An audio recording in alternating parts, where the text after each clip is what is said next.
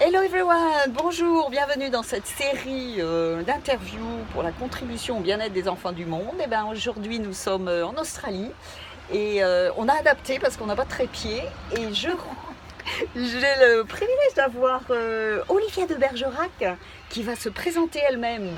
Vas-y Olivia.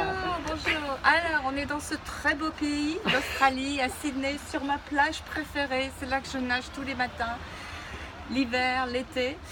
Et donc, moi, je suis française d'Antibes et je suis venue vivre en Australie parce que j'ai des dauphins. J'adore les dauphins et je fais une recherche sur les dauphins.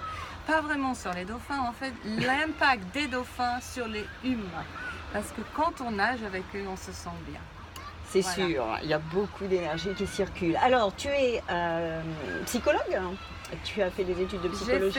Oui, j'ai fait des études psycho-littérature et j'ai fait psychothérapie, j'ai fait aussi business. Enfin bon, j'ai beaucoup étudié. Ok. Et maintenant, je fais de la recherche depuis des années. J'étudie toujours. Excuse-moi de t'interrompre. Et donc, on va te demander la question que l'on pose toujours à nos invités. En quoi contribues-tu au bien-être des enfants du monde? Ah, c'est une belle question. Pour moi, c'est... Donc, j'organise des programmes, j'emmène les humains rencontrer les dauphins et j'ai amené beaucoup d'enfants. J'ai amené des enfants, j'emmène tout le monde, hein, il faut pas... Mais j'ai quand même amené beaucoup d'enfants avec le cancer, des enfants épileptiques, des enfants autistes. Des enfants qui avaient des problèmes. Et donc j'ai observé et j'étudiais ce qui se passait avec les dauphins. Et avec les dauphins, ce qui se passe, c'est une très belle histoire en fait. D'abord, j'ai commencé à tester le cerveau. Donc avec le cerveau, on s'aperçoit que tout le monde, les enfants en particulier, mais tout le monde se relaxe et va dans une fréquence très lente. Ça s'appelle les ondes θ. Et c'est vraiment une méditation très profonde. Les enfants, les jeunes enfants sont là d'habitude, mais quand on grandit, on accélère notre cerveau et on commence à stresser. Quand ils nagent avec les dauphins, en fait, ce que j'ai découvert, c'est que c'est en fait une sorte de renaissance. On retourne dans l'eau et on était dans l'eau, dans sa maman. Exact. On a donc un milieu aquatique et en plus, on a un enfant qui arrive. Et en plus, on a les sons. Et ces sons-là sont les sons qu'on entend dès quand on était avec sa maman, dans le ventre de sa maman. Donc on a une sorte de renaissance, on retourne dans sa maman.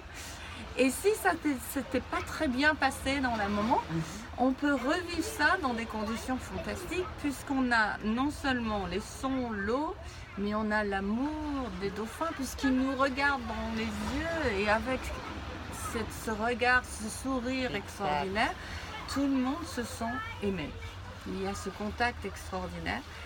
Et je me rappelle par exemple un petit enfant autiste qui a vu juste les dauphins arriver sur le bateau, donc il n'était même pas dans l'eau, mais il les a vus arriver, et bon, les enfants autistes en général sont assez... se protègent. Ouais. Et lui, il a ouvert les bras comme ça. Il a vraiment... Et donc c'était merveilleux de le voir. Et ce que je fais aussi, c'est que j'amène aussi les parents parce que je trouve que c'est beaucoup de stress aussi pour les parents. Donc les parents aussi ont cette reconnexion avec les dauphins, mais aussi avec eux-mêmes. Et je pense que c'est une reconnexion profonde avec leur âme. Donc j'ai mesuré le cerveau. Donc je sais que le cerveau ralentit dans des fréquences super lentes. J'ai mesuré aussi la cohérence cardiaque, donc je sais que le cœur va dans un rythme tout à fait cohérent qui permet d'enlever le stress, qui permet d'éliminer beaucoup de choses au niveau négatif.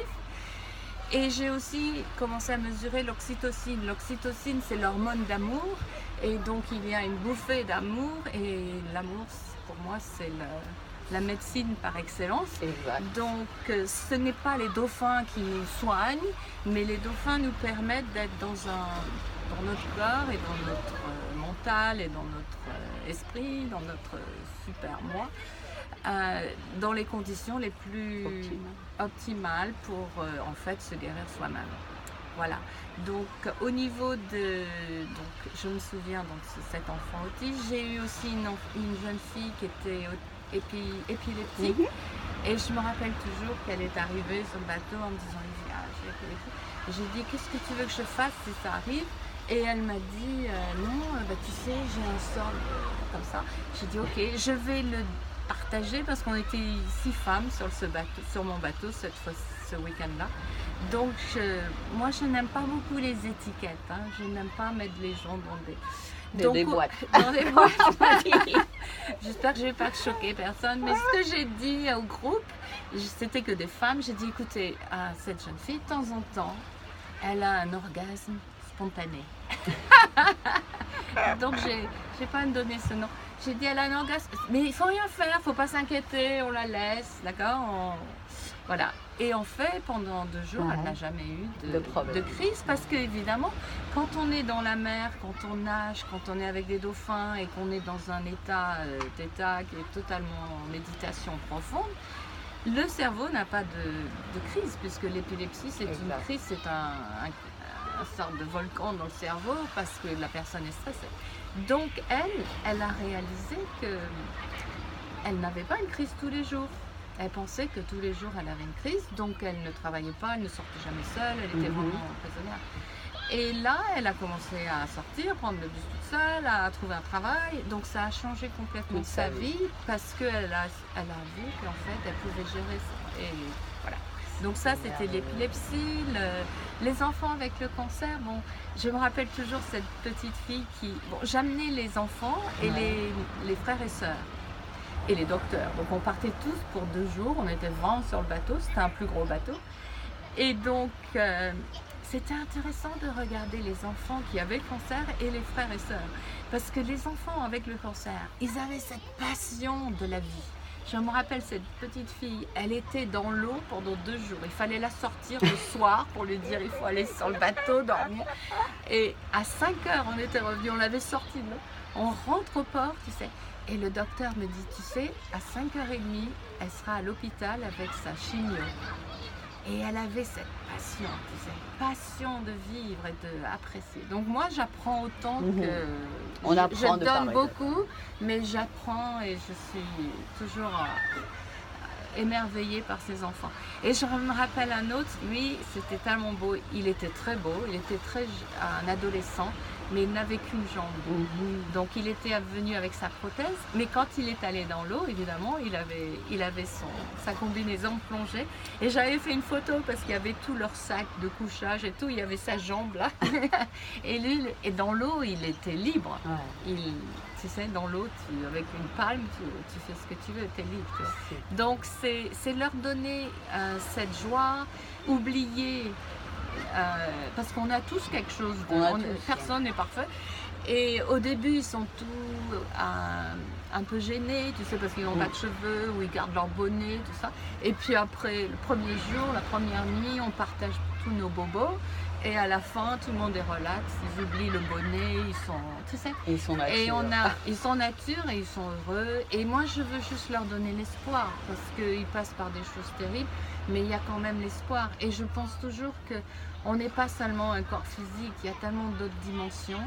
La science peut aider la médecine, mais il y a autre chose. Et quand on garde l'espoir, l'amour et tout ça, le corps peut faire des choses extraordinaires. Le corps peut transformer. Et le corps peut se guérir lui-même. Exactement.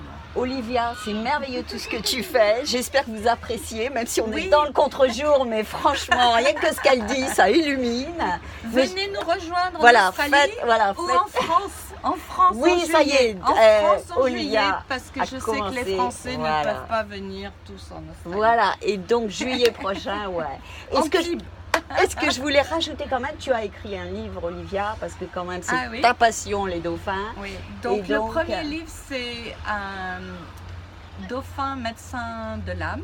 Ok. Et le deuxième livre, c'est toujours avec les dauphins, c'est Dauphin dans l'âme. Parce que c'est ça que je recherche. C'est pas seulement le dauphin extérieur, bon il est là, hein, il est important, mais on a tous un dauphin en soi. Donc je l'appelle Dauphin dans l'âme. Et où est-ce qu'on les trouve? En France, édition du Dauphin, le premier, et Guy Trédaniel, le second. Super. Bon, eh ben écoute, on va arrêter là parce qu'on les veut Oui, pas oui, trop oui. longues. Et on te dit merci beaucoup, Je vais Olivia. nager. Au revoir. Merci et à la prochaine interview. Au revoir.